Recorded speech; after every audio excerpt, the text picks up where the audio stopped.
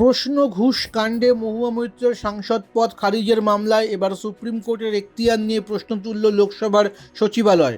গত ৩রা জানুয়ারি লোকসভার সচিবালয়কে নোটিশ দিয়ে ২ সপ্তাহের মধ্যে ওই বিষয়ে জবাবদিহি করার নির্দেশ দিয়েছিল শীর্ষ আদালত। সেই সময়সীমা পেরিয়ে যাওয়ার ১.৫ মাসেরও বেশি পরে বিচারপতি সঞ্জীব খান্না এবং বিচারপতি দীপঙ্কর দত্তের বেঞ্চকে লোকসভার সচিবালয় জানিয়ে দিল সংসদের সংবিধানের ১২২ নম্বর অনুচ্ছেদ অনুযায়ী আইনসভার অভ্যন্তরীণ কার্যপদ্ধতিতে বিচার বিভাগ হস্তক্ষেপ করতে পারবে না।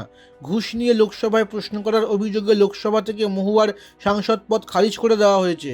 লোকসভার এই সিদ্ধান্তকে চ্যালেঞ্জ জানিয়ে শীর্ষ আদালতের দ্বারস্থ হয়েছিলেন কৃষ্ণনগরের বরখাস্ত তৃণমূল সাংসদ। সেই মামলায় ২ বিচারপতির বেঞ্চে মহুয়ার আইনজীবী অভিষেক মনু সিংভি অভিযোগ করেছিলেন, এথিক্স কমিটি একতরফাভাবে রিপোর্ট তৈরি করেছিল, মহুয়ার বক্তব্য শোনা হয়নি।